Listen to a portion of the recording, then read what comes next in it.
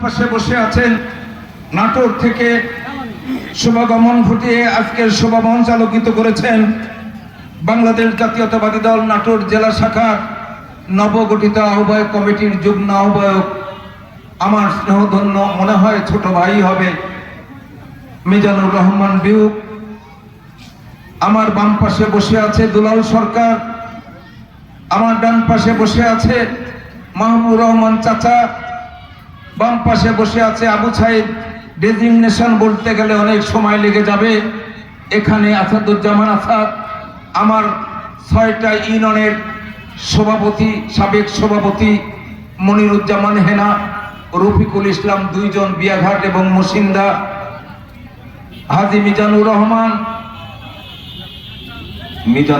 না, রেজাউল করিম, শামসুল হক ভাই, তারপরে খুবজুপুরের দোরাব ভাই। আমার বাম পাশে বসে আছে আপনাদের স্লোগান মাস্টার, সবার কাছে পরিচিত, এক সময় ভাইস চেয়ারম্যান পদে টিয়ামার্কা প্রতীক নিয়ে নির্বাচনে অংশগ্রহণ করেছিলেন আমার সহযোদ্ধা মোহাম্মদ আলী। বড়াই গ্রাম থেকে আমার অগণিত অসংখ্য নেতা কর্মী এসেছেন। আজকে কিন্তু আলোচনা সভাটা শুধু গুদাসপুর ভৌগোলিক সীমারেখার মধ্যে সীমাবদ্ধ নয়। আমার মন চাচ্ছিল যে বড়াই গ্রাম নেতৃবর্গকে যদি আমি একটু কথা বলতে দিতে পারতাম। আমি কথা বলে যে তৃপ্তি পাচ্ছি, নেতাদের কথা বলাতে পারলে সবচেয়ে বেশি খুশি হতাম।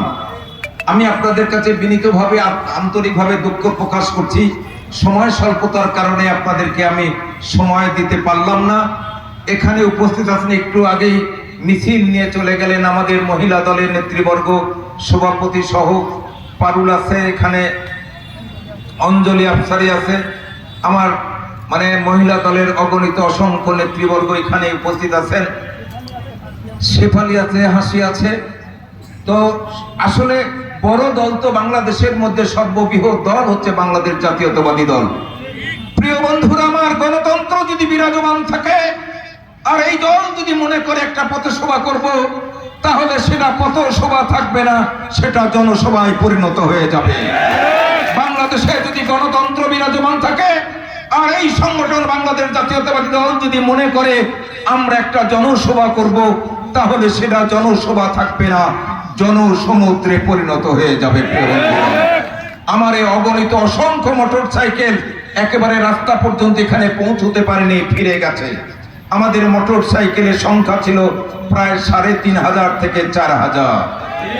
সবগুলো মানুষ যদি আমরা বৈরী আবহাওয়া যদি না থাকতো, যদি এখানে একত্রিত করতাম, এই মাঠে স্থান সংকলন হতো না। সেই বৃহৎ সংগঠনের নেতা কর্মীর সংখ্যাও একেবারে বেসমান। সব নেতার নাম বলা যাবে না। বড়াই গ্রামের নেতৃবর্গকে আপনাদের আমি আন্তরিকভাবে ধন্যবাদ জানাই। আপনাদের ধরে ধরে নাম বলতে পারলাম না, পরিচয় করাতে পারলাম না, বক্তব্য দেওয়ার সুযোগ দেওয়াতে পারলাম না। আমি আন্তরিকভাবে দুঃখ প্রকাশ করছি। আপনাদের এই সমাগমনে আমি গুদাসপুরবাসীকে নিয়ে জোরে একটা করতালি দিয়ে আন্তরিকভাবে ধন্যবাদ জানাতে চাইছি। আপনাদের ধন্যবাদ দিয়ে ঋণ পরিশোধ করতে পারবো না, হৃদয় নিংড়ানো ভালোবাসা দিয়ে আপনাদের আমি ঋণ পরিশোধ করতে চাই। আল্লাহ যদি কোনোদিন সুযোগ দেয়, আজকে এই জায়গায় দাঁড়িয়ে কথা বলছি, আগামী ত্রয়োদশ জাতীয় সংসদ নির্বাচন অনুষ্ঠিত হবে।